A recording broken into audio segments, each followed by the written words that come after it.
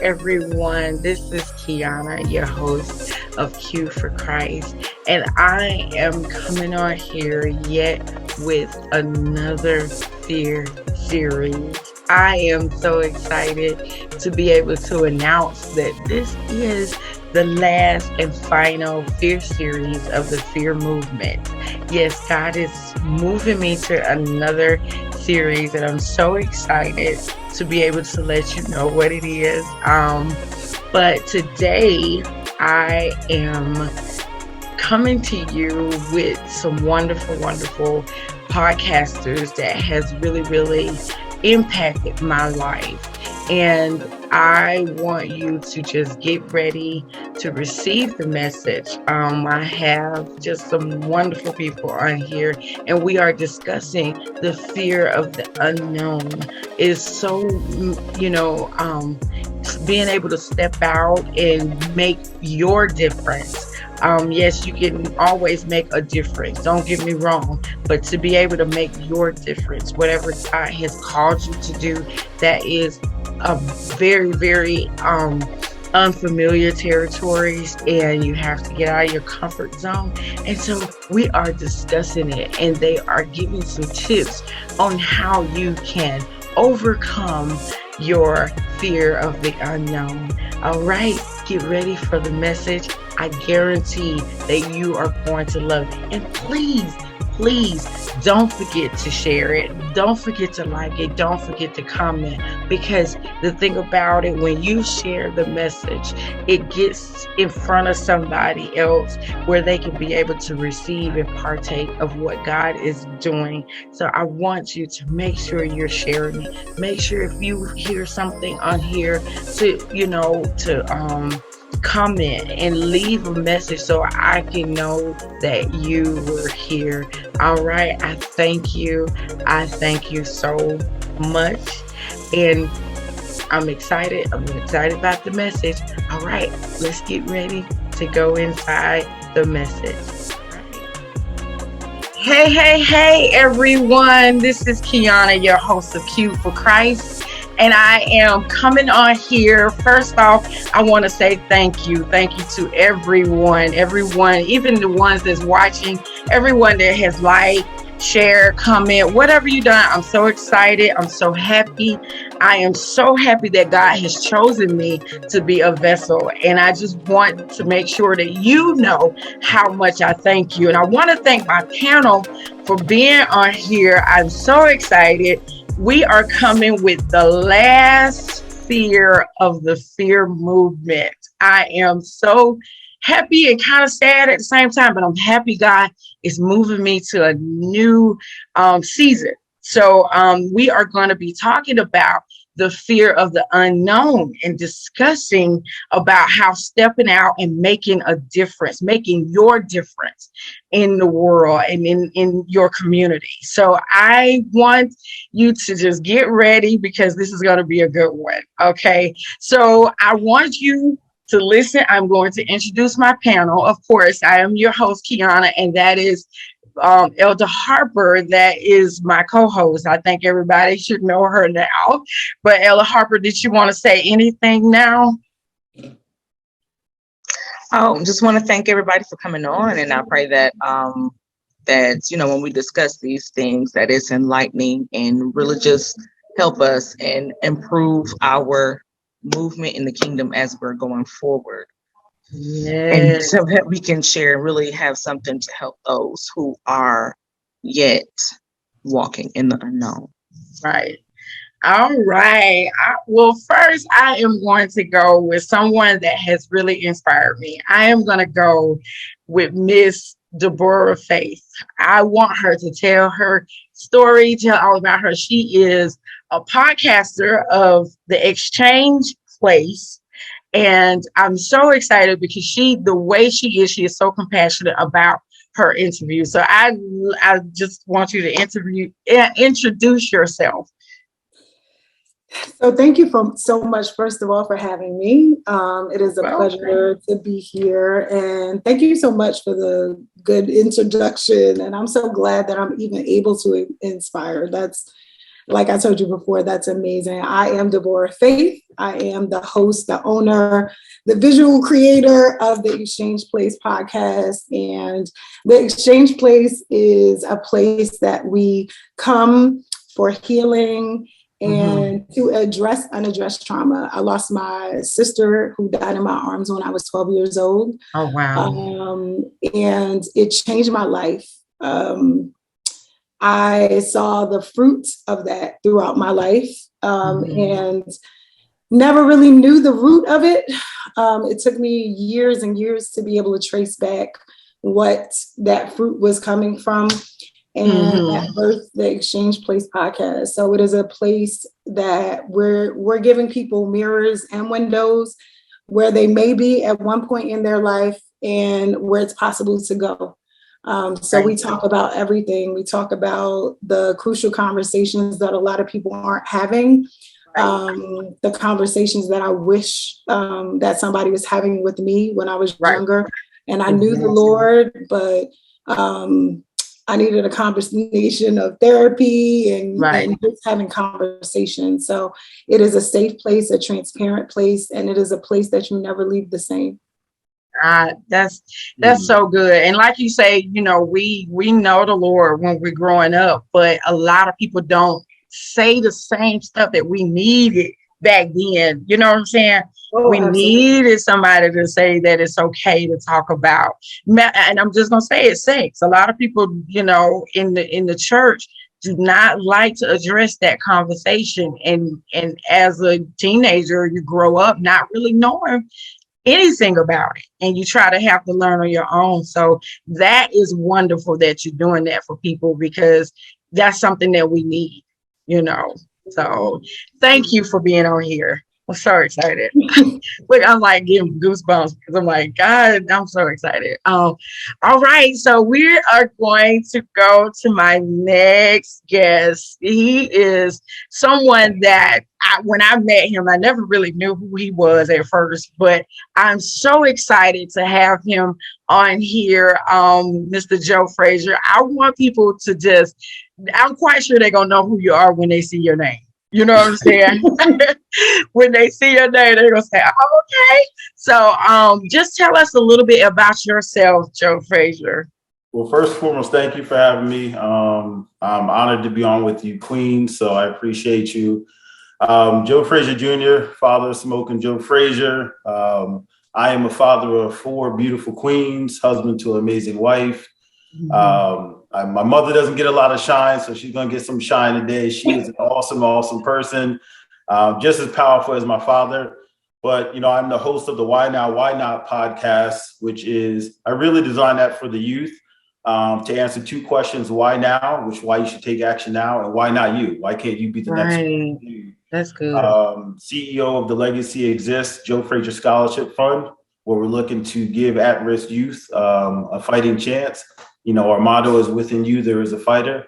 And as I told you before, you know, our goal is 50,000 kids, $50 million. That's what we want to raise. And that's how many kids we want to help. And I'm a transformational coach on the side as well. The goal is to help you get to be the best version of yourself, connect, close, and clear the gap from where you are now to where you want to be. But our whole family is just about putting God first, trying to be the messenger, trying to be that vessel. And at the end of the day, I just want him to say, well done. You know what I mean? Amen. Amen. I'm telling you that, like I was telling you earlier, my goal is heaven. So whatever I got to do to get there, guess what? I'm going to do it, baby. I ain't even worried about it. I'm not worried about nobody.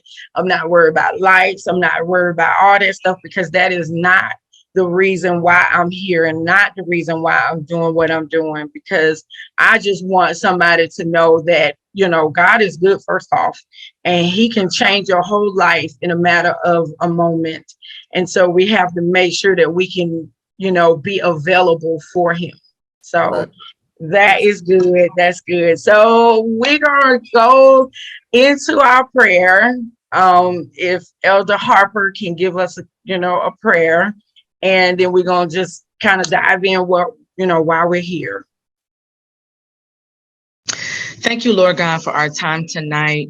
We bless you and honor you for all that you're going to do. This moment is dedicated to you. Father, I pray that each and every story blesses someone. I pray that even our conversation, Lord God, will bring up things that will bring out and expose and really help someone cultivate what you're working on in them, Lord God. Let them be able to glean from what you're bringing out tonight, Lord, because it's our goal to reach out, to reach down, and to reach up, Father. So let it bring you glory. And I thank you for each one that is on the panel. Bless their ministries, bless everything that they're doing and that they're putting their hands to. And we bless them from even coming on tonight. We thank you for it all in Jesus' name. Amen. Amen. Amen. That's so good. I love prayer, y'all. I'm sorry.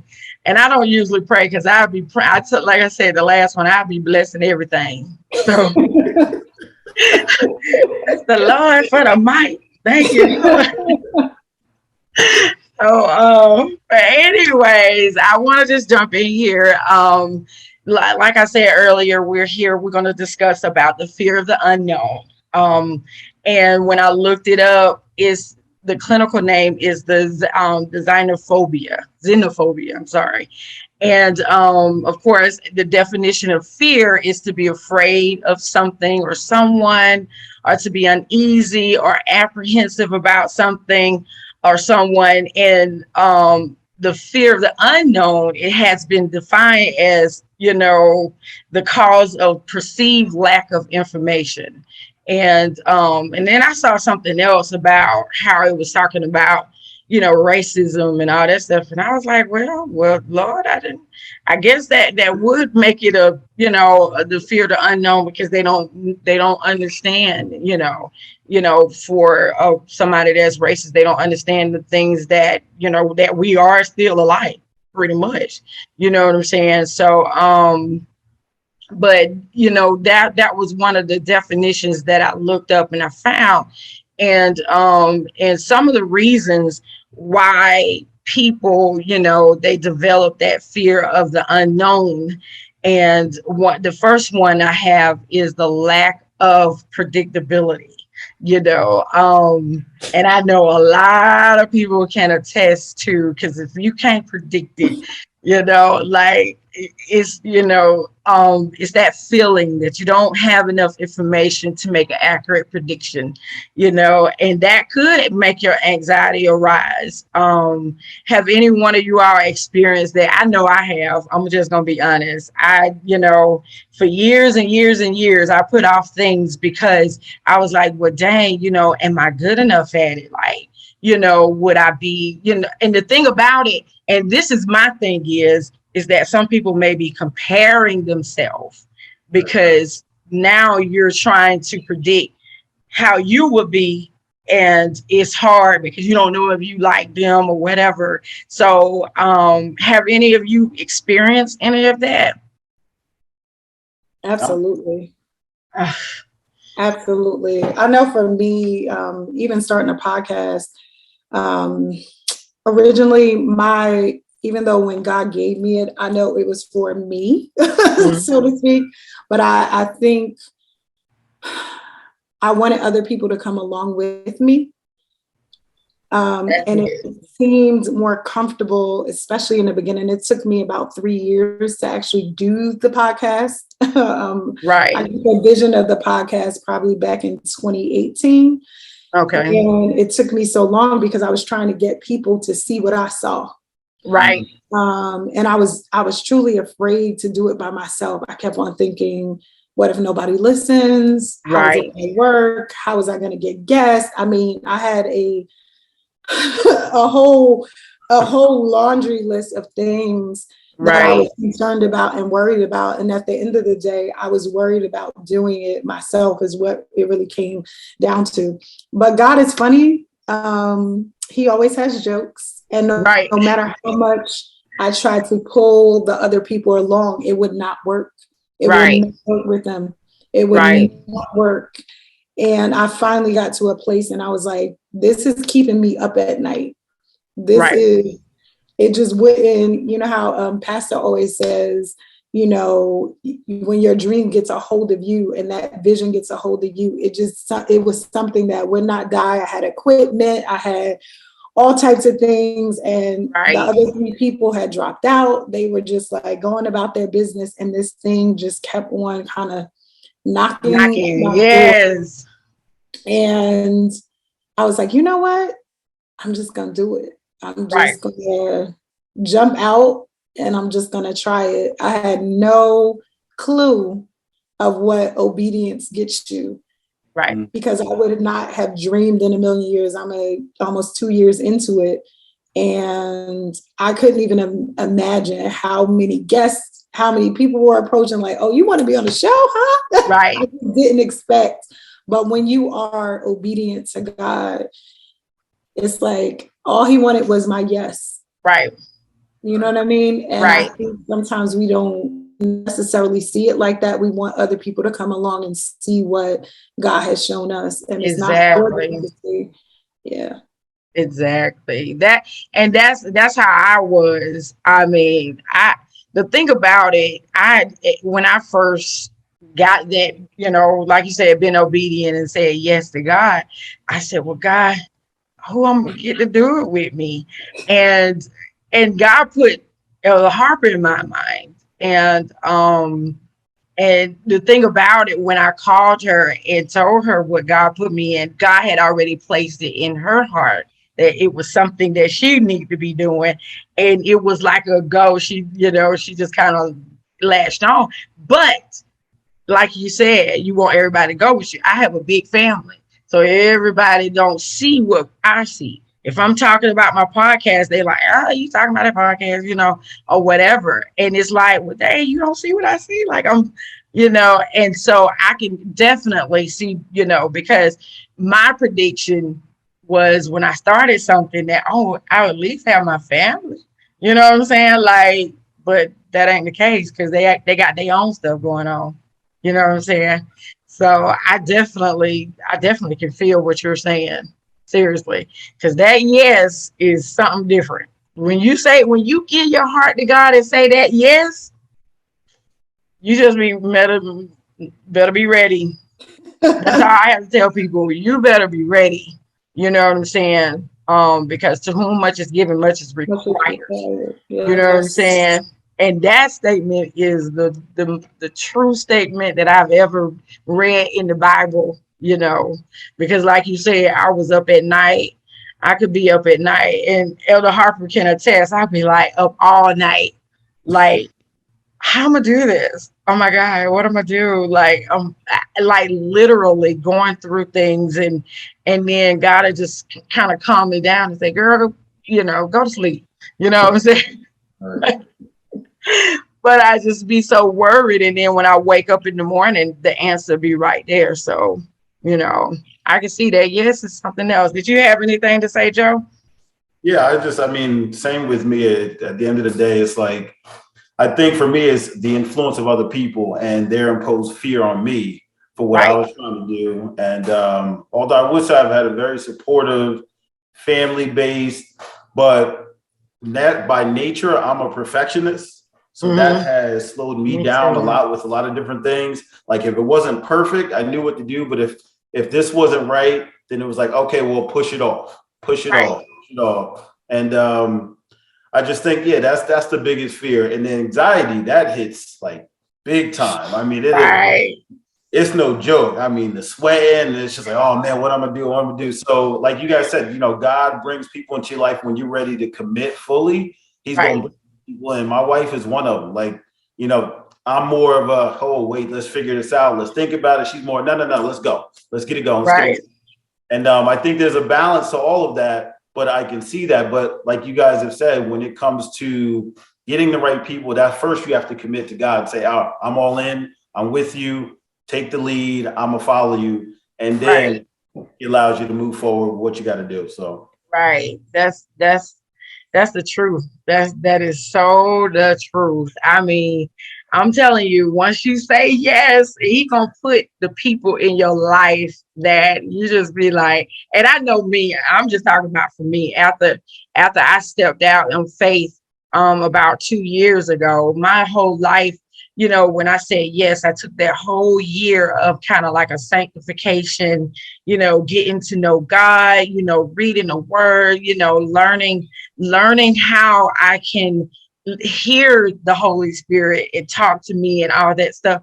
And I never even really thought about a podcast. I was in class one day and we had to go listen to a podcast, and I'm like, oh dang, it is people out here that do this. Okay. And one day I was at my church and I was like, well, dang, I wanted to write a book. And my niece, she was like 12, I think.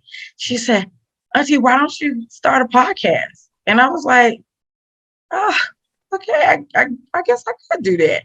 But it still took me a whole year to kind of like be like, okay, let me see what it's about, like where I need to go, where I need to start, because it was, at first I was like so dumbfounded, like what in the world have I said yes to? Okay. So, well, okay. The next one is lack of control. And I know that was big for me. You get that feeling that you can't control your circumstances. And of course that makes your anxiety arise too, because most of us, and I know I can talk for me. I've always been kind of in control of everything. You know what I'm saying? And especially as a woman, and we are, especially because we have the control over the house, got the control over the children, we got control over, whether we go to work, whether we, this or whatever. So to actually say, okay, I'm going to go with you, God, and I'm going to step out and I'm going to let everything go. I mean, that was a big, big step for me. You know what I'm saying? So, did anyone want to say anything on that? I am still working on my control. I'm just being honest. I'm a control freak in some areas. But in doing, I think what God has called us to do, I think I continue to learn that even when I think I'm in control, I'm not. So right. It's pointless. It's like me fighting, like who you fighting? It doesn't matter what you think or how you try to control, you ultimately are not in control. So it's a constant reminder of that. Right. But I definitely experience a lot of anxiety when I feel out of control of just like what I feel like is my life. And like, I think I'm in control, but you're really not. So really not. It's a struggle area. I know. Look, it was just a little struggle. And I'm telling you, that's and I could just imagine how, when the children of Israel, they was like, well, where we going to, God, where he led them to the Red Sea. You're like, wait, hold up. Like this ain't right.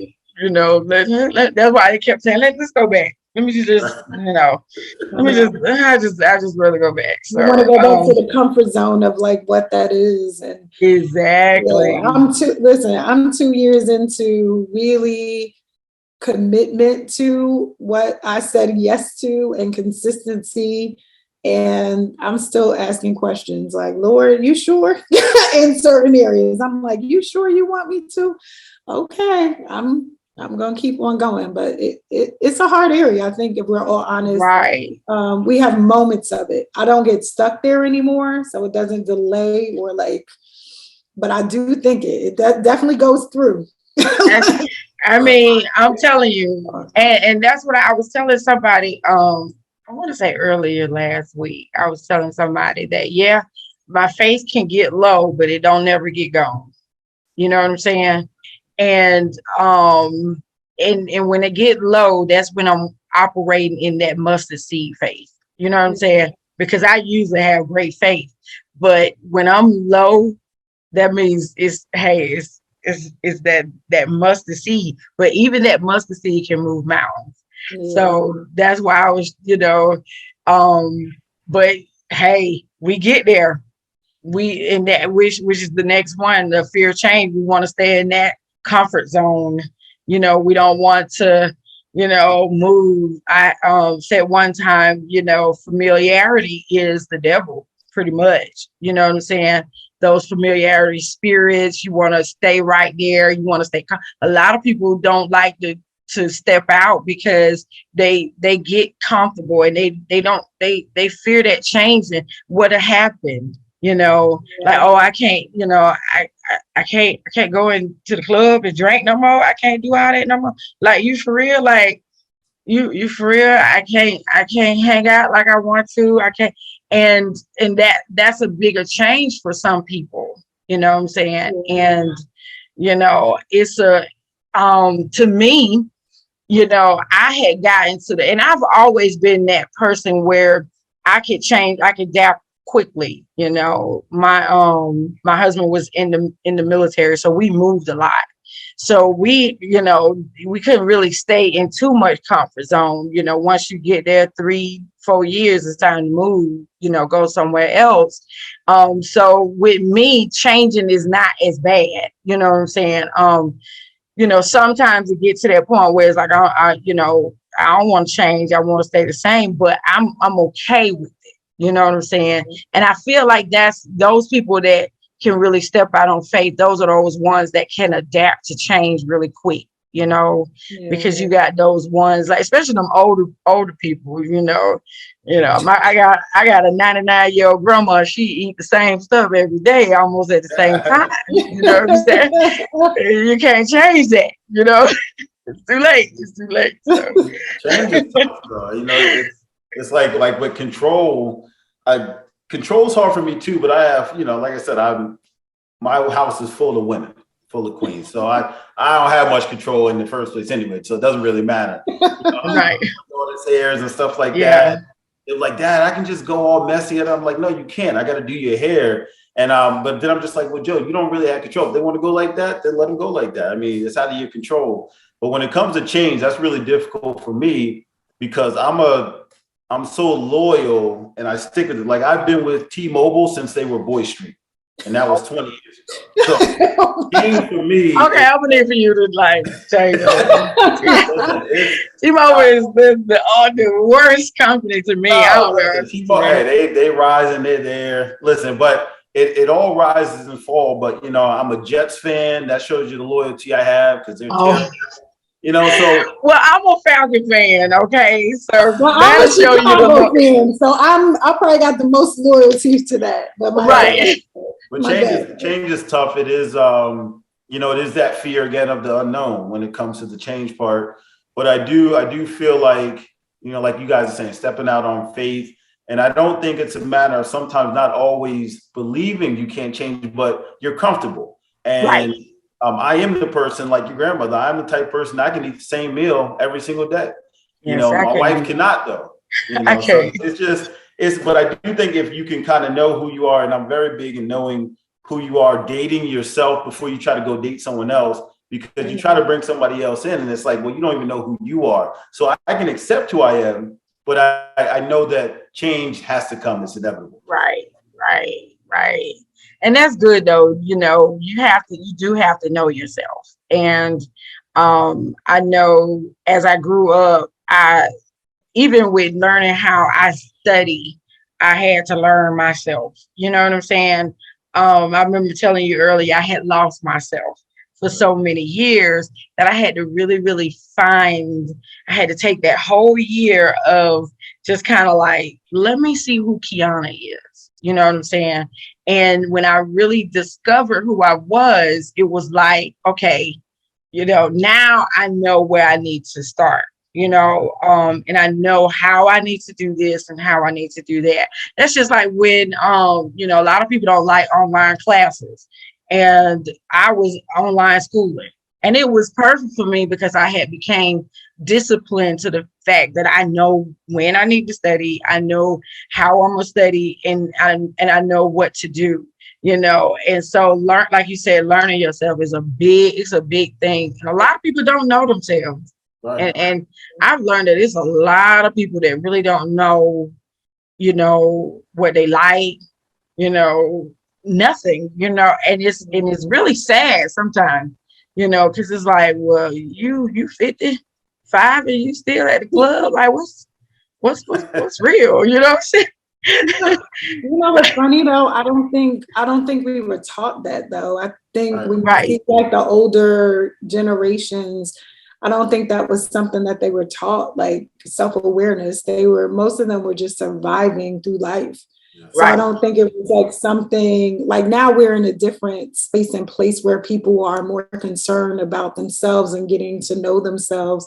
But a lot of people, I don't think that was not that it wasn't an option on the table. I just don't think it was something that was kind of talked about. Like loving yourself, knowing who you are, spending time with yourself. Everybody was just in a rush to get to whatever that goal or whatever that thing was, whether that meant marriage or career or, you know, or you were just in a situation, you know, married and you're taking care of the kids and the kids come first and you're not too much, you know, the sacrifice mentality, especially back in the day, it's kind of like you sacrifice everything for your family and it's never the what about you thing. Right. You know what I mean? Right. Yeah. That's I mean, like you said, like we had said earlier, we wasn't taught a lot of stuff back in the day that is, you know, have hindered us as adults sometimes. I mean, I wouldn't say hindered us, but we had to like really find our way through life because of things that we didn't learn back in the day, you know.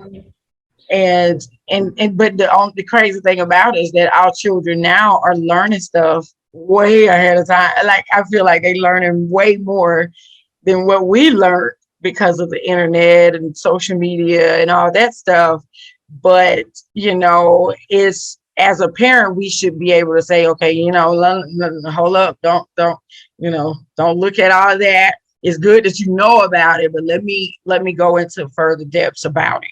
You know, so I think it's more conversations and open conversations that are happening in households. I know as a kid, like you mentioned earlier, kind of the sex talks and even when I talk, you know, about trauma, you know, I literally, you know, my sister died in my arms at 12 years old. Right. And I always think about that, especially when my youngest son was 12, I was thinking like, how would I manage that? And I just realized my parents didn't have the tools. They gave me what they could. And unfortunately for me, that was not a lot. It was kind of like, go back to normal, do normal stuff. And it taught me bad behavior in that space of just like, hey, pretend like everything's okay. And again, like you said, I saw the fruit of that throughout my life because I learned how to look okay. You know, but now I have a 20-year-old and a 15-year-old, and I have King. So I don't have much to say, Joe, when you say I don't make too many decisions. I got Queen. Yeah. I got all the boys. But what you want to call them? I call them little broke best friends. I mean, girl, but mine ain't little. They both tower over me. I love that it's a safe space. You know, I have conversations with my sons that I would have never had with my mom and even my dad. I literally, when my dad passed away from cancer, I had 18 months with him. And that was my opportunity to really get to know him as a person and not just a parent. You know what I mean? But prior to that, I knew him in this one space, right?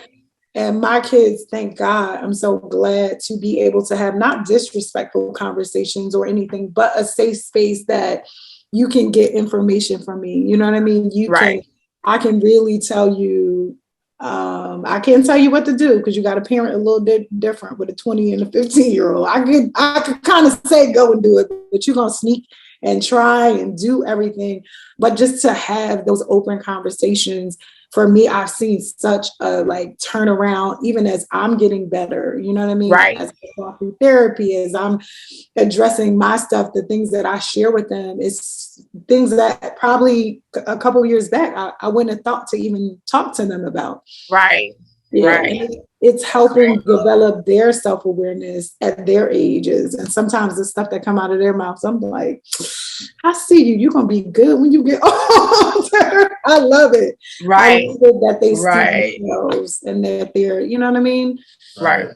I know exactly what you mean, because when I look at my children, I got 3 girls, and I do have a king. My son, he's 25 actually. He's a manager at Best Buy, so he has really, really climbed the ladder. And like you say, I can look at him and be like, oh my God, when you get married, you're gonna be so good. You know what I'm saying? Like, I'm so excited how God has really, really, did worked in my children. I didn't have to do much, you know what I'm saying? Just be the mom who he called me to be anyways. But, they were so good kids. You know what I'm saying? Like, I ain't have to go and be like, oh, don't sneak out the house type kids. You know what I'm saying? Like, and I thank God for that. So, but anyway, I'm gonna move on.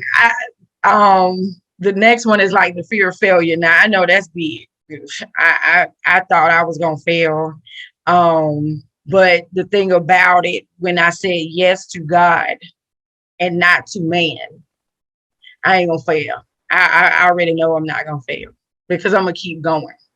You know what I'm saying? So, and that's, that was one of my biggest fear though, is failing. Nobody wants to think about the fact that they might even fail.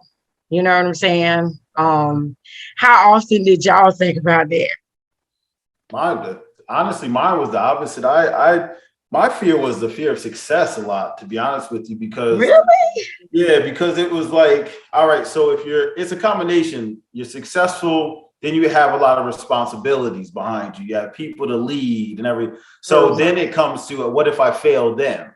So it really wasn't my own personal, because I've always been willing to try things. As an athlete, you fail a lot. You lose games, so you learn that. But then when you have a team behind you, or you get to be big, and then you get to see how successful people and the problems that they have to deal with, it's like, ooh, do I really want that? Kind of like we talked about, God tells you your destiny, but he doesn't tell you the journey in between, because if he tells you, then you're gonna be like, I don't know if I really want that. Exactly.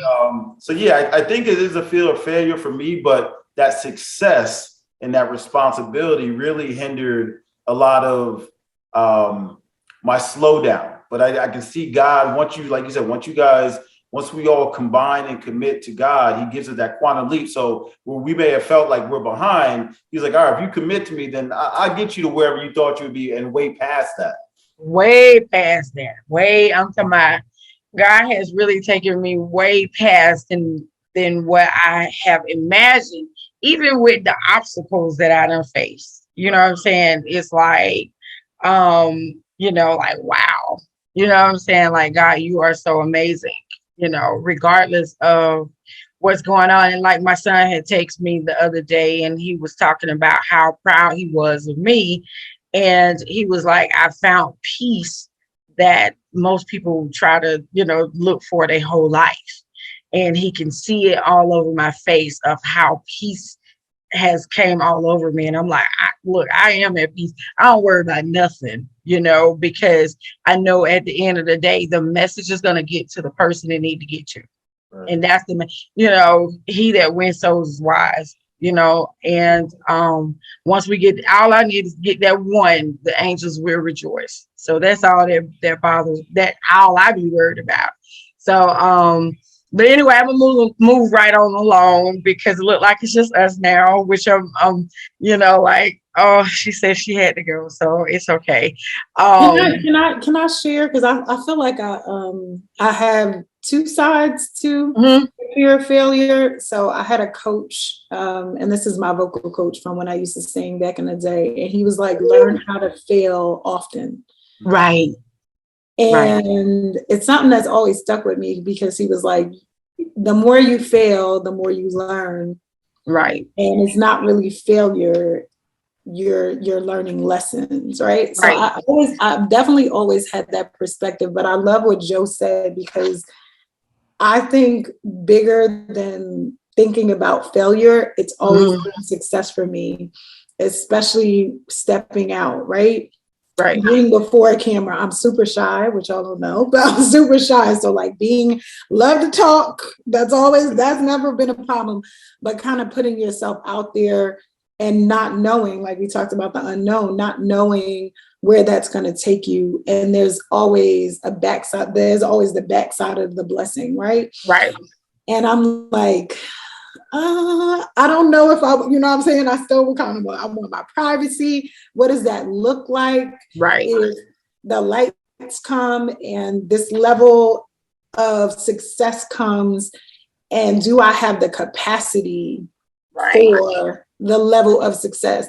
Still to this day, still a prayer of mine, because it's like, you know how they say, be careful what you're praying for, because you're praying for this, not knowing that all this stuff comes along with it. So it's like at moments when I'm like, especially when I feel behind, Mm-hmm. you know what I mean? Behind, kind of like, well, I'm this age and should I really be doing this? And these are the things that I don't know if everybody else feels that way, but I have moments where I'm just like, am I supposed to be doing this? Right. Are you sure, Lord? Right. Are you sure, Lord? Like, and if that, not even if, because I think it's more of a win. Right? Mm-hmm. When it comes, because I do Right. not believe that God gives us anything that's small. Right. You know what I'm saying? The journey may be different. It may not come overnight, might not be overnight success, but I do not think it's small. You know what I'm saying? Your podcast, what we're doing right now, Joe's podcast, it's bigger than the podcast, right? And I know you guys are doing tons of other things that I have no idea about, but it's so much bigger than. And I don't want to say, I think that's the smaller piece. Like we can't see the whole picture. You know how like God sits high so he can see everything. We could just see right where we are right now. We can't see around the corner. We can't see everything that he has for us. And it's just like, am I going to be ready for what's coming? And faithful over it, and consistent to it, and disciplined in that way. And I know sometimes in those waiting spaces, for me, it's always like, this is practice. Right. Practice happens, like you practice all this time. And I know, Joe, you're an athlete. My boys are athletes. So what happens in practice and them going every day, training and everything that people don't get to see, it is for a time that when you on a court or on a field, or you are in front of the camera or in front of your mic, like that is your time, but nobody gets to see the practice that you have to do. Right. And it's just like, I'm like, Lord, give me as much practice as possible. Exactly.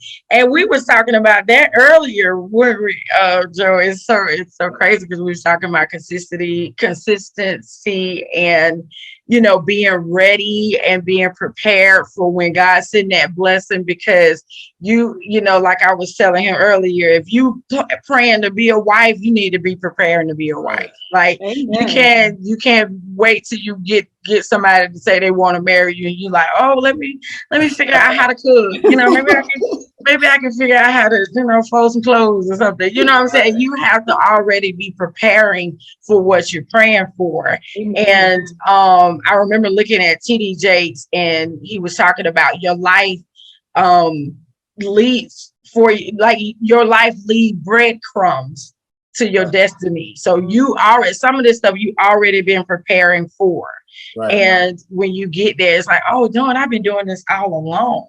You know, like you said, I've been singing and I've been, you know, I was a little shy of the camera, but not too much shy. I was like, you know what to say, you know what I'm saying? But at the same token, it was like, girl, you've been doing this all your life. You know what I'm saying? Like, you know, my dad was a professional bass player, and to be around when I remember singing on stage with him, and we opened up for Clarence Carter, and I did, you know, To Be Real, I led that, and I was like, oh my God, look at all these people. And it's like God has been preparing me from back then, you know, and that's so good that you said that, you know, we get, you know, that preparation. Nobody knows that preparation stage when you at home and you preparing, what you gonna say, how you gonna sign, Oh, that's so good. That's so good. And I like what you said about, the failing. We all gonna fail. You know what I'm saying? It's a part of life. It's almost like when a child is trying to learn how to walk, they fall and they get back up and they keep trying until they get conquer where they walk. And then, like, oh, look at my baby. That's how it is with us when we fail, because we learn that, okay, let me try it again. Let me do this over.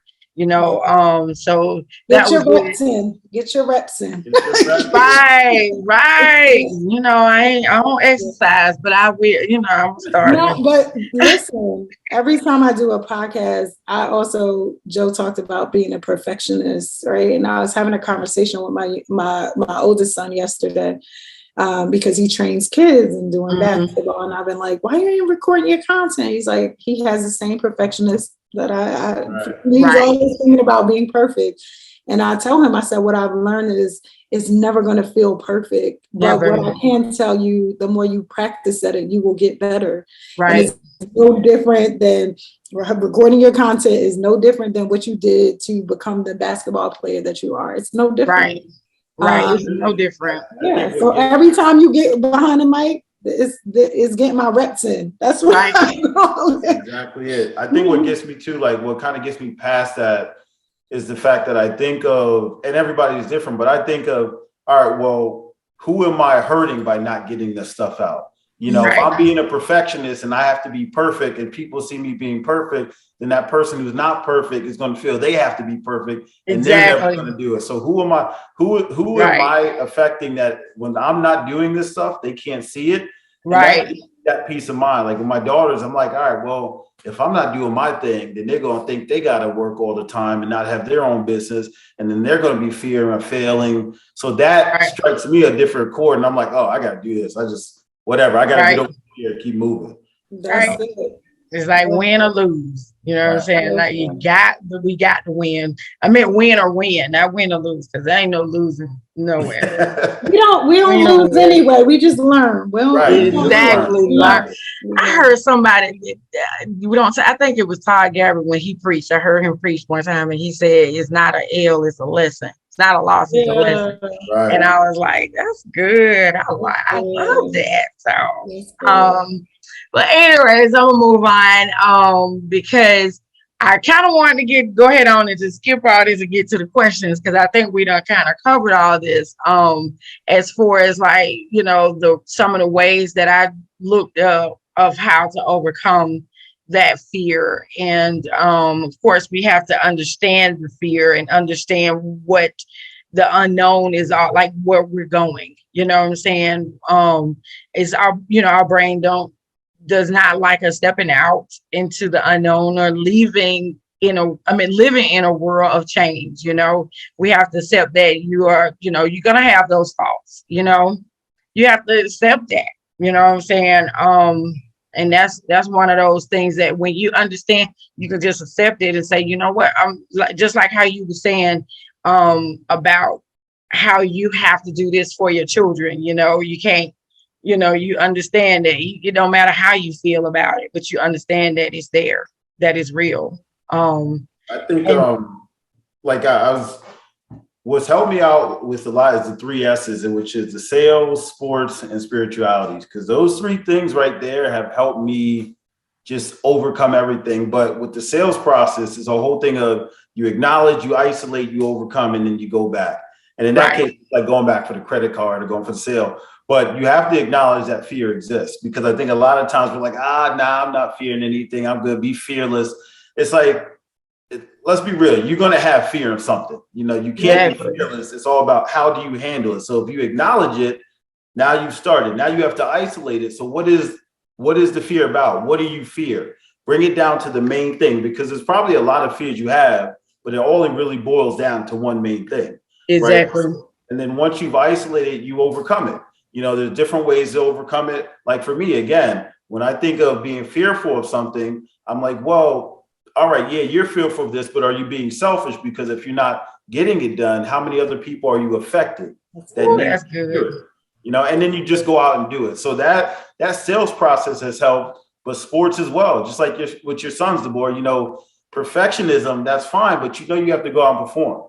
And you be a performance practicer. You practice how you want to perform, and you just keep it moving. And then the spirituality of the faith and faith over fear. So I think those three have really helped. So if there's anybody out there that is just struggling in that essence, just think of acknowledge, isolate, overcome, and then go right back in for the order. That is so good. That is so good. I mean, like you said, if we don't do it, it's somebody waiting on us to realize who we are. Yeah. For them to be able to say, "Oh, I can make it," you know, and it's selfish of us to not even step out. You know what I'm saying? Yeah. And that's how I think about it. Because I be like, well, doing somebody is really waiting on Kiana. You know what I'm saying? To say, okay, I'm gonna do this no matter what. You know, no matter who shows up. You know what's funny? As you guys are both talking, I think fear drives me more than stops me. Right. I'll explain what I mean. And I mentioned, I lost my dad 2016.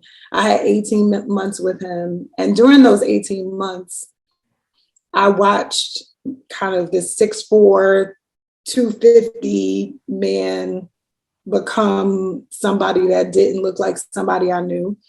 And my dad was provider, just this, you know what I mean? This person who was always just there for the family. Of course, I was an adult at the time, but just always thinking about us and never doing much for him. And I think watching him leave here literally changed my life. And in a manner that I saw me in him. So it was almost like, and I know this sounds kind of crazy, but it's almost like watching me where I was at that particular point 6 years ago, watching me leave here because everything was about everybody else and nothing was about me. Right. And when he left here, because he never got the opportunity to retire, he retired because he was sick. He never got to do all the things. He kept on saying, I want to go fishing. I want to do this and I want to do that. He never got the opportunity to do that.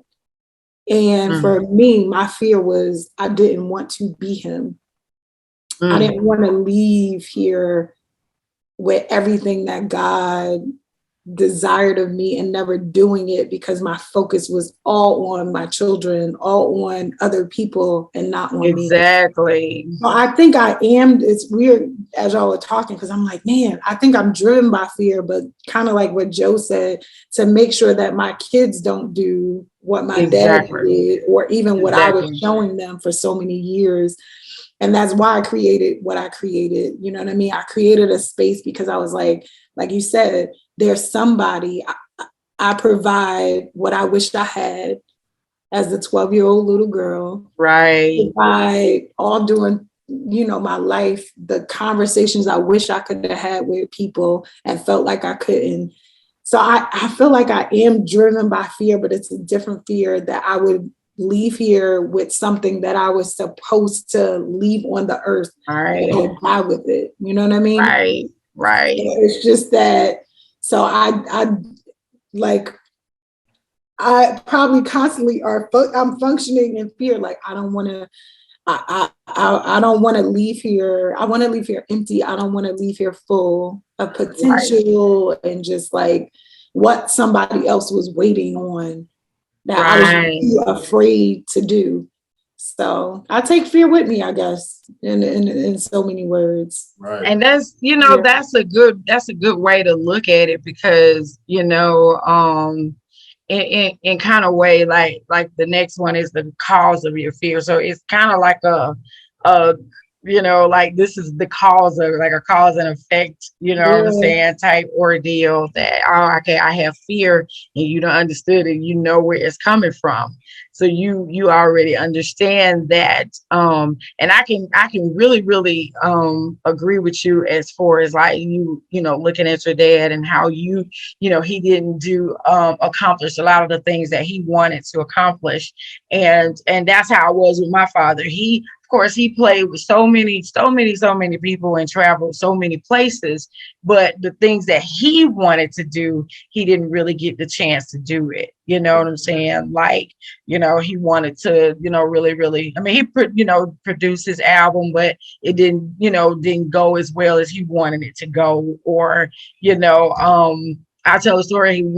He had a set of twins that the lady that he had it with, she put him up for adoption, and he had been looking for those twins for years and years and years. But do you know, this is how God is. They found us during the pandemic, and it was just like, like it was a thing. See, my dad didn't, he wanted to look for him. We kept saying, like, Dad, you got a bunch of kids. Like, why are you trying to claim some more children? Like, what's going on?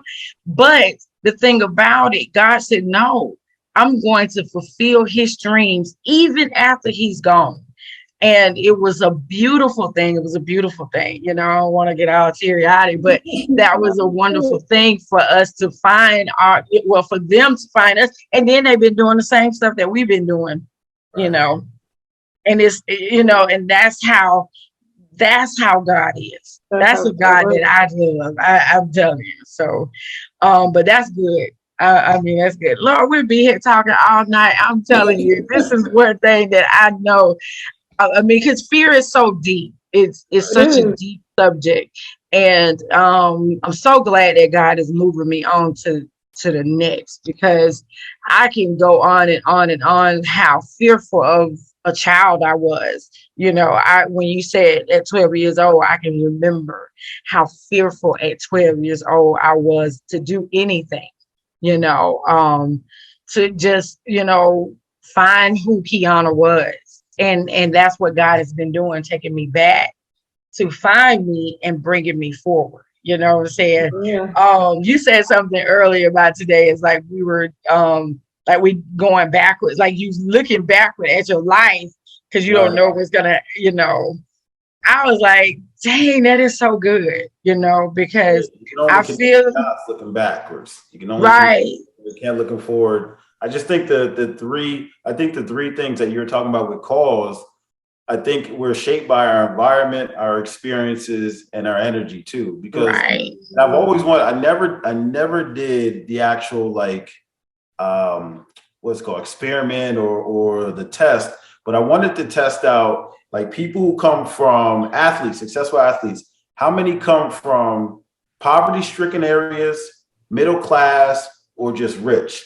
And I really, if I ever did the research, I feel like the most successful athletes either come from poverty or they come from being rich. Because if you're middle class, you're right there in the middle where you're not too hungry because you're not hungry. And not well off and have everything you need to be successful as far as machines and all that stuff like that. You may not have the drive because you're content.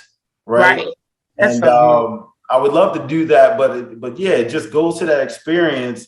And I think what we do as parents, and I know I'm guilty of this sometimes, I'm trying to catch myself, is that I try not to use my experiences and the fear from my experiences and pour them onto my children. And I think we do. I know, I told my mom, she's like, yeah, well, I don't know if I want you to go there. If I go to Florida, my mom's like, I don't know. They got gators over there. If I go to Arizona, they got rattlesnakes over there. And I'm like, come on, man. I mean, I don't want to hear that. Just pray for me. Pray silently. Don't tell me about it.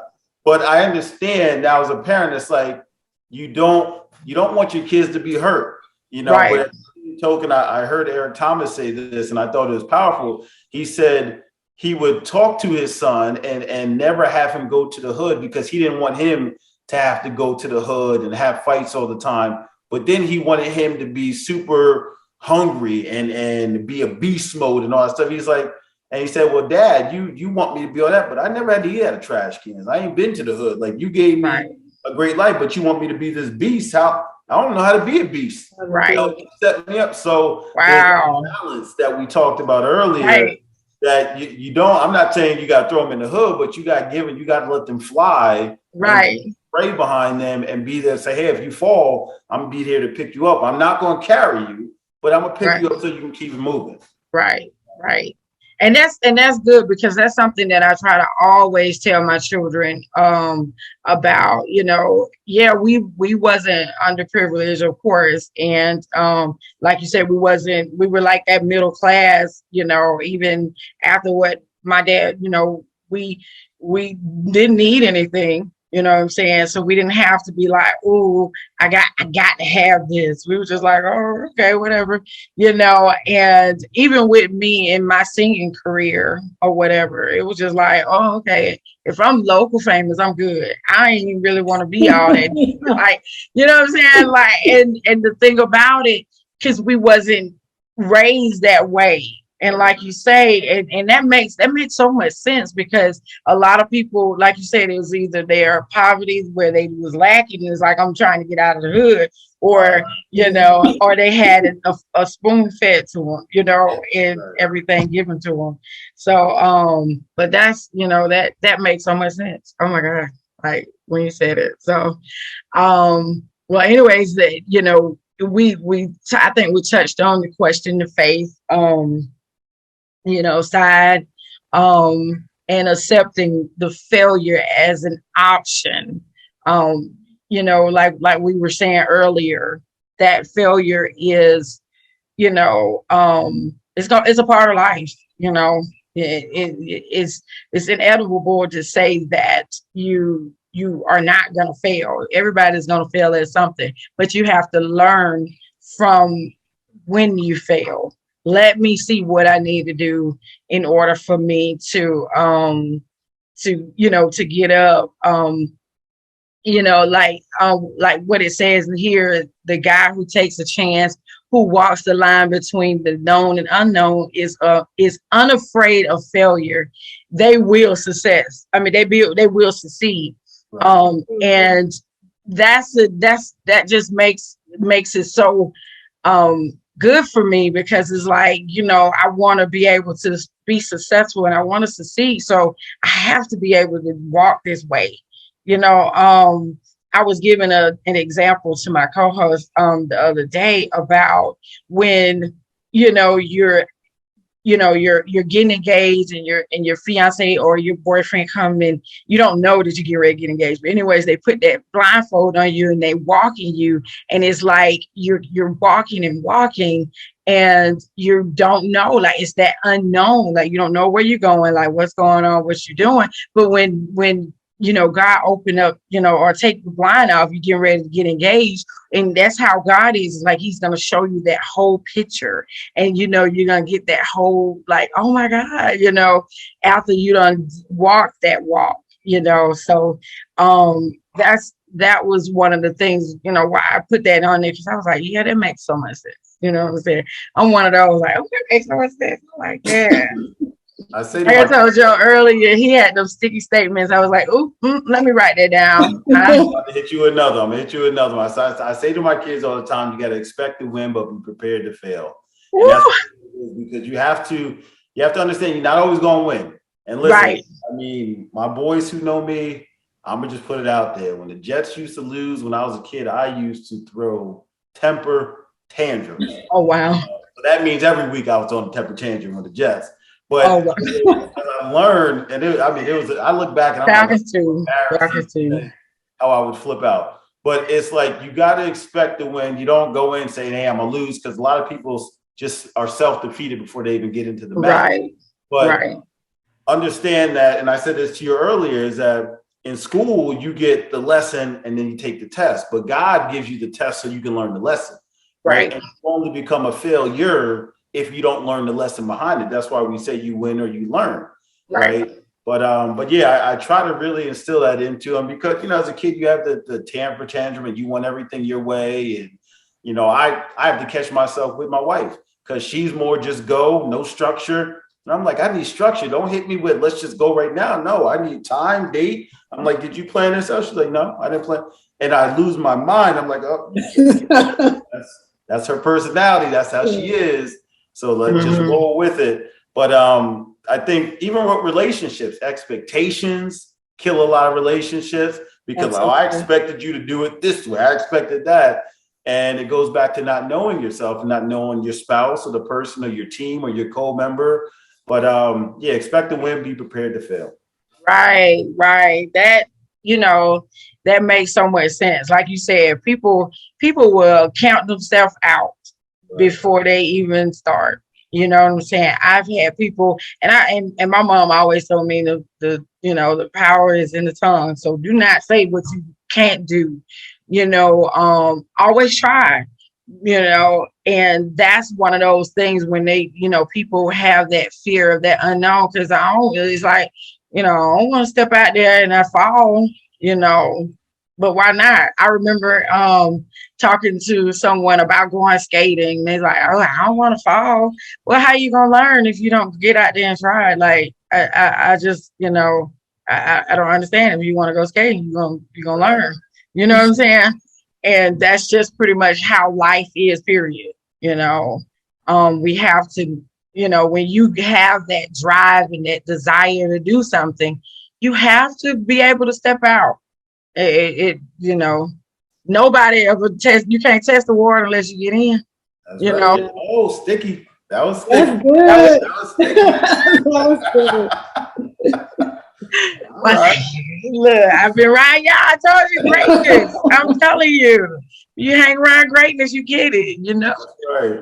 So, but the next one is like, we're going to ride the wave of the fear and, just kind of like accept it. And then we're going to embrace it. And, I was trying to go ahead and get to the questions, even though we don't kind of like cover all the questions. I mean, like, I was like, we don't cover all the questions. But this one, the last one is the practice mindfulness. And understanding that meditation that you need when you try, because that is important. I don't care what nobody say. Like we were saying earlier, we want to take people with us, but sometimes we have to do this alone. Right. You know what I'm saying? Yeah. Sometimes, you can't take nobody everywhere. You can't take somebody everywhere. You have to make sure that sometimes when God gives you something, you have to say, okay, you know what? Let me see what God wants me to do. And I know when it gets to that point where it's like, well, then I don't know what to do, where to go. And I've found myself where I can say, you know what? Let me just go to my room and let me close my door. Right. And I will sit there and I will pray to myself and ask God, okay, God, show me what I need to do. I know the other day I was stressing. I'm gonna be honest, I was stressing about trying to get the date for both of y'all. And I was like, Lord have mercy, I gotta get both of them. You were saying that you can only do this day, you said you could do this day. And I said, well, Lord, and they got a saying in the emergency room, hurry up so you can slow down. And it's like, no, I'm sorry, I said it wrong. Slow down so you can hurry up. So I was like, either way, sounded good. Yeah, I was about to say both of them make sense. Yeah, both of them make, but it was in the emergency room. We got to hurry up so we can slow down, because I meant slow down so we can hurry up, because in our mind we'd be like, and then, but if you're doing something like out of anxiety, you will do something wrong, especially doing CPR and all that stuff. That's another subject for another day.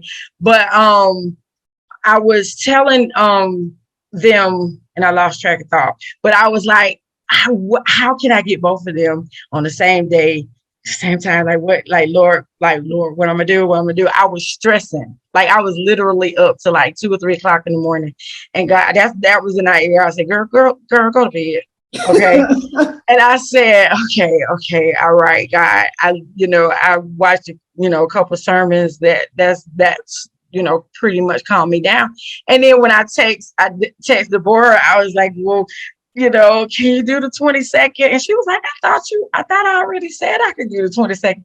And I said, you sure did. Like, oh my God.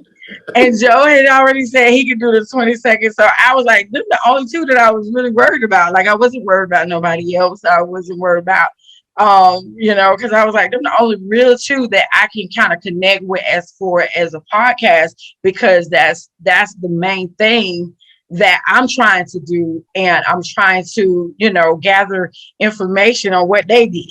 You know what I'm saying? So when and I was just like, Lord, let me just relax. Yeah. Let me look at my sermons and let me pray. And I'm telling you, when I woke up that morning and you was just like, yeah, I thought I said it 20 seconds. I was like, oh my God, she did. Like, oh, okay, cool. And it was like, dang, God, you are just that good. Like I said earlier, my mom said, he don't want us to want for nothing. You know what I'm saying? Because he always make a way. And He always provides. Always provides. Always provides. I am just so excited. So I want to share something that you said that reminded me of my old pastor, God rest his soul. He used to tell me, everybody can't go, but sometimes you have to go first. And there'll be cases that you are able to go back and get people who are now prepared to move forward.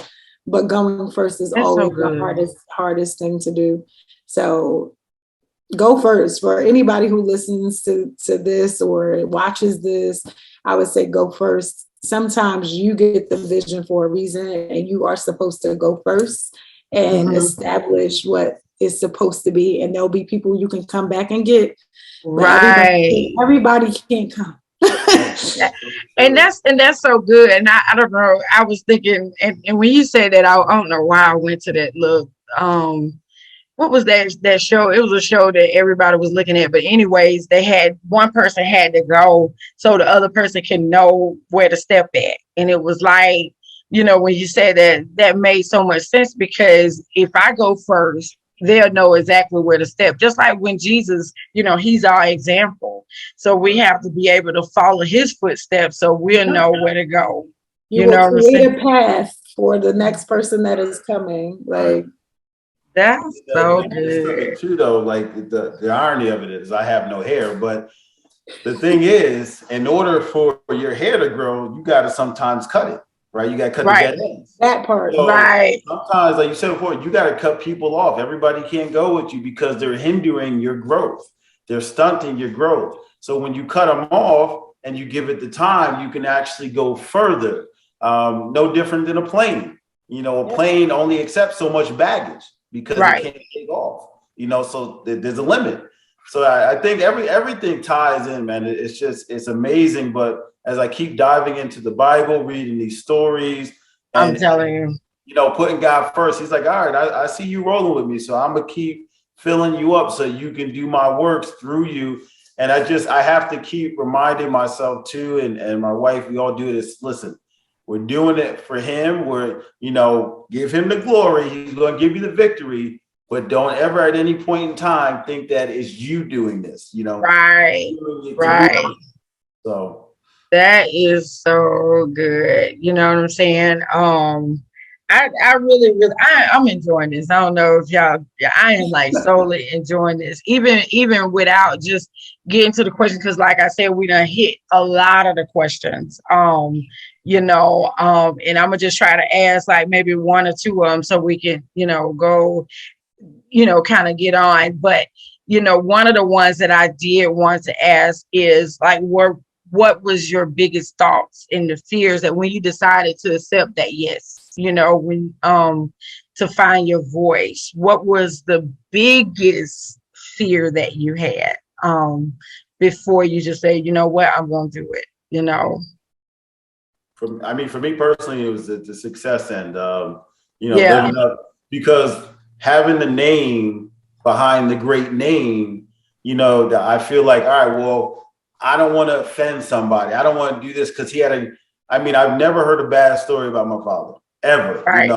Great, amazing story. So when you go into that, knowing the name and then they know who you are, it's like, all right, well, I don't want to be that one to leave a bad name. I don't want to say the same thing. But I remember PD saying, he's like, listen, if you're not really like kind of offending people or getting somebody mad, you're not doing what you're called to do, because somebody should be angry. Like Right. somebody should feel some type of way, and there's nothing you can do about it. So that was my biggest fear, is like not cementing his legacy that he worked so hard to get. But as I told you before, I can create my own while continuing his. But that's always in the back of my head, is like, all right, don't mess up the name, you know, don't do anything to tarnish it. So that's been my Right. biggest. Yeah. Yeah.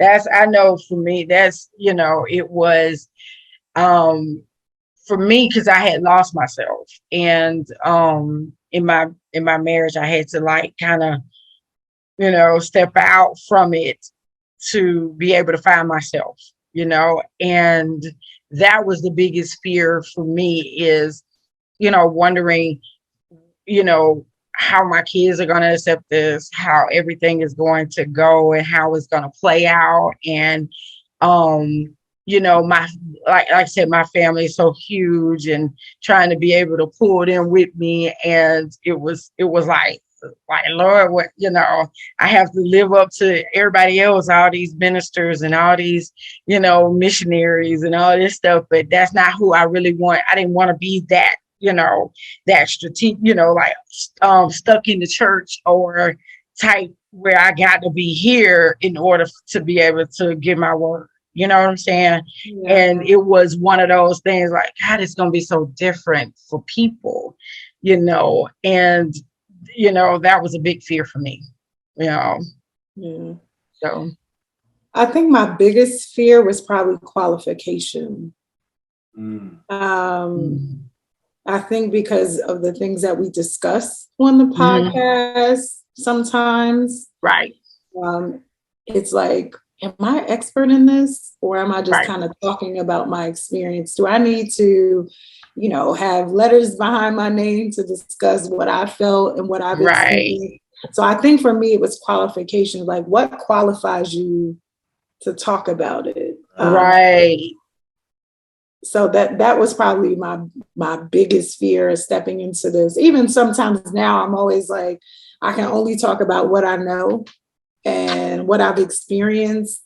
And again, I'm getting certified as a coach and all that kind of stuff, and still to be a therapist. But I think qualifications was one of those things that I was like, am I qualified to do this?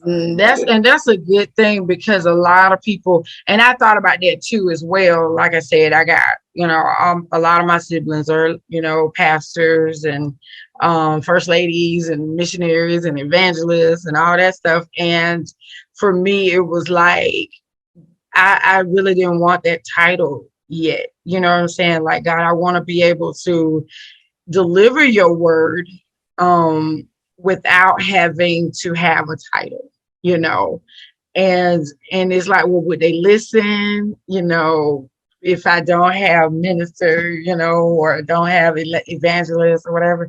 I was like, look, you just call me sister. Like, what's wrong with calling me Sister Kiana? Like, I can be Sister Kiana.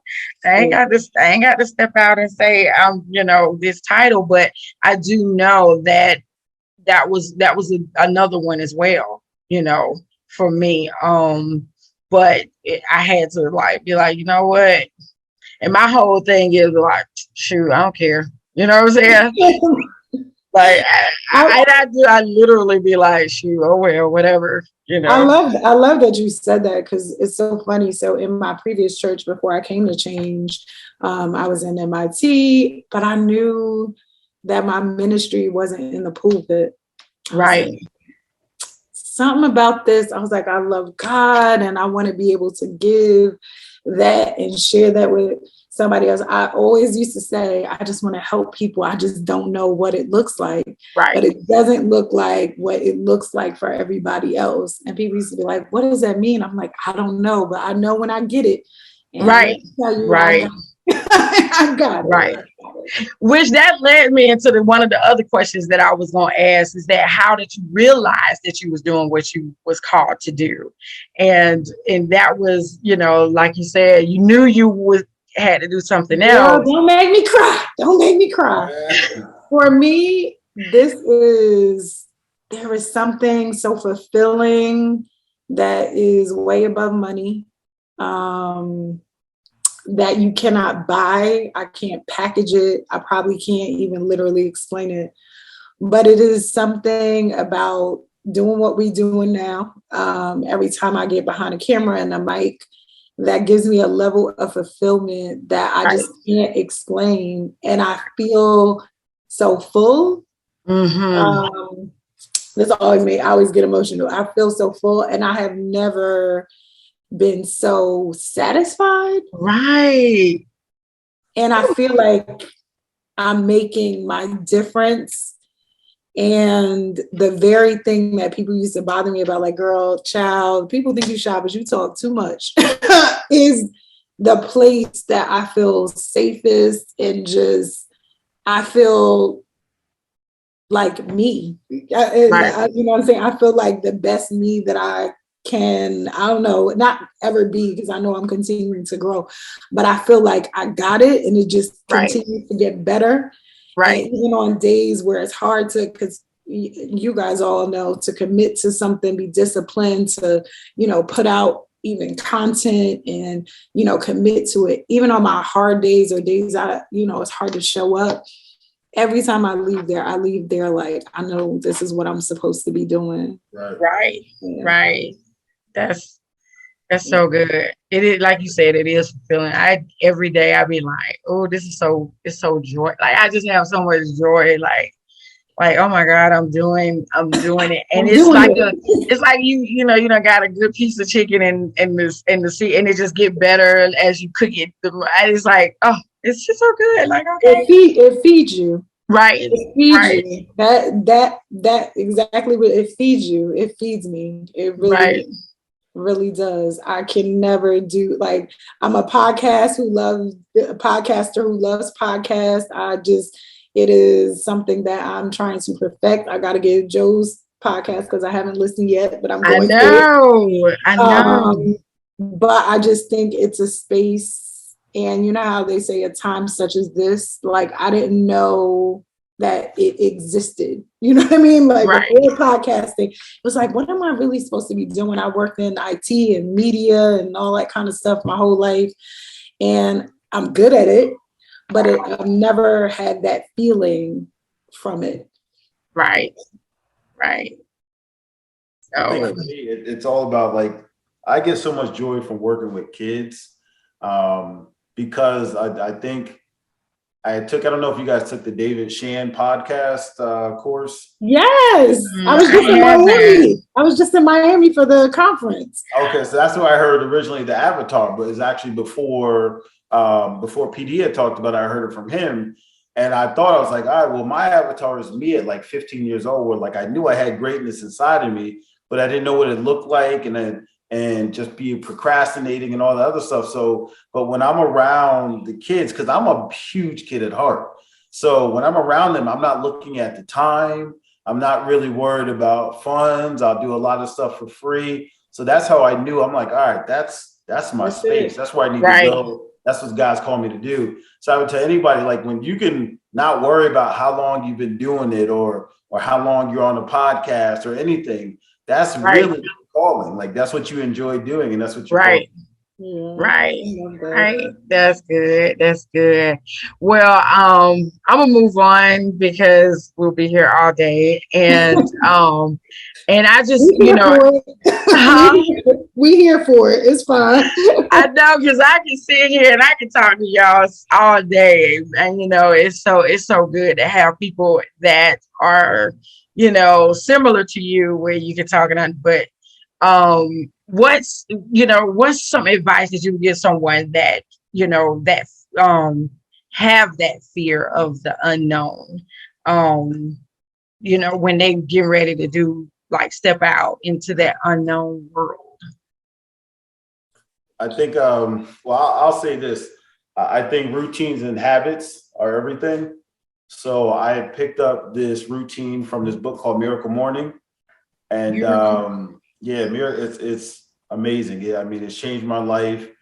Every morning when I get up, I do the routine and it's called the Savior's routine. So the S is for silent. I'll sit for silence for 10 minutes. I do affirmations. That's A. I'll do visualizations. That's V. I'll do exercises for E, and then I'll do reading and then scribing. And I do all of those for like 10 or 15 minutes. but that's how I start my day. I get my scriptures in, I have my devotionals, I do all of that, but that sets me up for a win right before. So I don't check my phone, I don't check my emails, I don't make calls. I don't, I get out of bed, let my wife hold our daughter. She's 6 months. So we have 6 month, 2, 9, and 20-year-old. So that's the wow. Oh, wow. Yeah. but and 4 different personalities. So it's helped me to know every type of personality. But that's what I really set myself up for the win, because I know I'm expecting to win, and I'm prepared for some stuff to happen. Right. Set my day up with that. Because I think so many of us, we look at the news, we look at email, social media, and like PD said, when you're exposed, you can't be unexposed. So I'm just trying to prepare myself mentally to give myself that confidence, just like a workout, just like before a team goes out for a game. They have to do those visualize. They have to see themselves winning. They have to be prepared. They have to big themselves up. That's why they do the huddles and all that stuff. So that's what I would give to anybody who's about to step out on faith, is set yourself up for a win right in the morning. If you're not a morning person, or if you have to go somewhere at nighttime, whenever you get up and take your feet off the bed and go to rise up, do that routine so that you can prepare yourself to win. That's good. That is so good. That's really good. And that says it all. I mean, you have to, like I was saying earlier, you have to, preparation is key to anything. I mean, you can't just say you're going to start a podcast and don't look, or you're going to start anything and don't look up any information about it. There's some good people out there that could just pick up with, anything and do it, but that don't mean that that's what you should try. You should always be trying to prepare yourself for, whatever you want. Whatever you love, you got to put preparation into it. If you want to be able to love more, you got to prepare. You got to do more love, show more love. If you want to, you have to be able to prepare for everything. People don't, a lot of people don't like to take the time out to study and read and be to themselves and do the preparation or take the time out for what they love. And then they get mad at it. And you didn't spend time in it, so of course it's not going to be right. But anyway, that's good. Did you have any advice?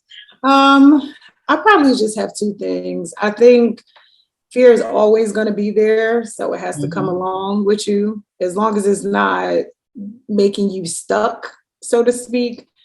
You could be afraid, but still keep moving forward. Right. My other thing I would tell people is that you belong there. Wherever there is for you, you belong there. And I think a lot of times we get stuck in, our own mind about what we feel like I said, qualifies us for those rooms, those spaces, those platforms, but we belong there, or God wouldn't have given us the desire to even go there. So I constantly remind myself, I belong here. Right. I belong here, even when it's uncomfortable. I belong here until I get my reps in and get better at, and perfect my gifting and perfect my craft, but you belong there. And I think as long as, like what Joe said, just affirmations and having a morning routine, whatever that is, and I'm picking up that book. Me too. I wrote it down. I was trying not to. I was like, don't let them see me write it down. But because I do something similar to that, but I would love to read that book. But I think, over these last 2 years for me is really, saying affirmations. I'm actually working on an affirmation journal book thing that's coming out soon, but it's been helping me. No, I belong in that room. And sometimes we tell ourselves, like Pastor says all the time, right? PD says we talk to ourselves more than anybody else does. Exactly. And sometimes the things that we're saying to ourselves is not even what people are saying. People are, giving us accolades and clapping all the way, but what, the 12-year-old you or the 15-year-old you, exactly, or those things that kind of come through your mind, it's like constantly reminding yourself you belong here. Right. You belong. We belong where we are and where we're going. We belong here. So every room that I walk in, not every room I walk in, I feel 100% comfortable. I ain't even gonna lie to you. Exactly. Stretching me. And it's uncomfortable at moments, but every day I tell myself I belong here. I belong here. I love this song by Tasha Lockhart. Is it Tasha Page Lockhart or Tasha Lockhart Page? Whatever. Why Not Me? That's one of my favorite songs. Yeah. Oh my God. Like, why not me? You know what I'm saying? Like, who else? If it ain't Kiana, it's gonna be somebody else. So why not me? You know what I'm saying? And so that's good. I want to just give just a few points about the fear that I have, which is the false evidence appearing real. The devil want to tell us, like for the F, it's the false known facts. You want to tell us that we can't make it, you know what I'm saying? And which we can, the Bible says in Proverbs 24:16, for the righteous fall 7 times and rises again, but the wicked stumble in times of calamity. So that right there in itself just lets us know that we can still be able to, and the devil, he like he said, we say the devil, but like you say, it's that inside of us. It's that fear, that inner, what you call it earlier, that inner me, that inner me. Right. And, and if they try to tell us that, that we, okay, you've tried, but you're not good enough. Okay. I am good enough. You know what I'm saying? Like we said, I wouldn't even be here if it wasn't. So why not me? And then the E is the evidence of evolving. You realize that you're stepping in your calling. You realize that you can rise from it. You getting better. Like you were saying earlier, you take the time, you get better at it. You was telling your son, you got to keep practicing. You get better at it. It's not gonna, the thing about it, once you know that that's where you want to be, you got to keep doing it, and I like this scripture right here, Habakkuk 2:3, for still the vision awaits. It appoints it's appointed time. It hastens to the end. It will not lie. If it seems slow, wait for it. It will surely come. It will not delay. And I was like, ooh, that's good. I like that because, the vision is there and it's going to come. Long as we keep doing it, keep at it. We realize that we are in our destiny. We are walking in our destiny. That's one thing that we can realize. And then, and I'm moving quickly because I want to get, go ahead, because we'll be up here all night. And the E is appearing of accomplishment, Hebrews 11:6, and without faith it is impossible. So we start to notice that we are getting what God has planned for us. Proverbs 16:3, commit your work to the Lord and your plans will be established. Long as we give our heart, like we say, we give our heart to God, he will show us way more than what we can imagine. And then we will end up with real-time rejoicing. We're able to see the fruits of our labor. And that's the thing, what we're being able to, see the fruits and know that we can rejoice in everything. And like my acronym for fear is to face everything and rejoice, because that's one thing that we can know at the end is that we're going to be rejoicing. Right. Regardless, You know, especially if we're doing it for God. You know, the Bible tells us that anything that we do for him, you know, he get the glory from it. And he's gonna always, you know, put us, you know, in the position because he know our plan, he know the plans and the thoughts for our life. Yeah. So, yeah. But you know, I wanted to go through those pretty quick because I was like, we'll be here all day. But I just, you know, one thing about it, I'm glad that this is the last fear, and I'm glad that it's, you know, I'm able to talk with some people that have really gone through some things in their lives. You know, not to say that the others haven't, but you know, I'm saying I'm trying to walk down the same path that you all are walking. And so it's helping me. I tell people everything that I do on here is helping me. Like, I'm not just getting up here just to bash nobody or whatever. I'm bashing Kiana. Trust me. This is all going for me because, as you know, as a child, I was fearful about everything. You know, I didn't want to do anything, but I did do it. But I didn't want to do it, you know, and I wasn't wholeheartedly giving it because you know, and that's a big difference. A lot of people would do things and not have their heart in it, you know, and it's just, and now it's redundant, you know, so, but I'm excited. I'm excited. Did you all have anything else to say about fear of the unknown? To for the audience.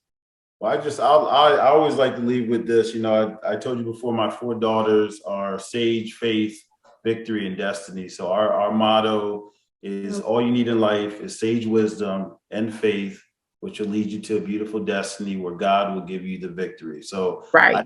Whether it's fear or anything that you're doing, if you keep those things with you moving forward, you will get the victory that God has for you. Always put him first, right? He doesn't like to be second, and give him the glory. And just know in the midst of everything, things are going to happen, but it's always happening for you. It's not happening to you. It's happening in your favor, you know? So keep that with you at all times. Amen. All right. Debōrah, did you want to say anything? I think we've said it all. We did. I'm over here like I'm going to check out Joe's podcast. That's number 1. Right. But, no, I think we said it all. It's been literally a pleasure to exchange with you guys. It's been. I'm telling you. It has. I'm telling you. It has been amazing to glean. And I love to be in these spaces. So again, just thank you for inviting me. Thank you for coming. Yeah, I pray that I added some value because I know I got a whole bunch of value from you, both of you. And I love these spaces because it's a place that I think we'll all leave with something. Yeah. Right. Okay, well, I want you all to make sure. I want Debōrah, please tell them how they can contact you and get to your podcast and also get to your book. Make sure you mention your book. Oh, absolutely. So you can access me or access the podcast on every streaming platform there is. It's called TheXchange Place. So it is the and then X, not EX, because everybody's like, I can't find a podcast. TheXchange Place. I am on Instagram, Facebook, TikTok, Twitter as TheXchange Place.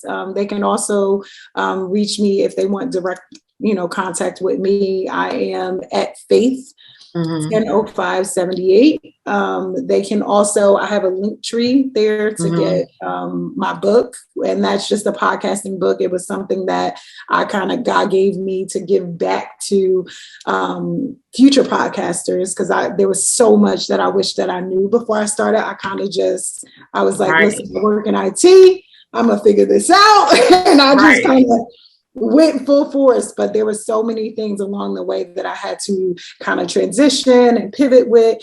And that's just a book, a hand guide for people to kind of think through their podcast before just kind of jumping out in faith. But to kind of do the preparation part that I necessarily didn't do, if I'm honest.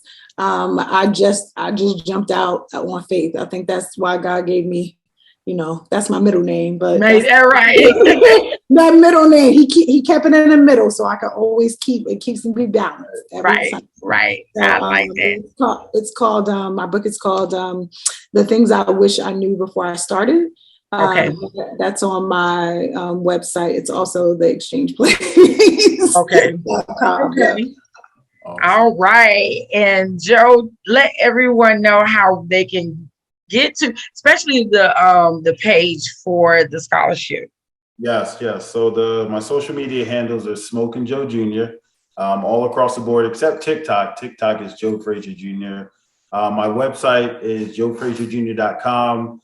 TheLegacyExists.com is the scholarship website that you can go to.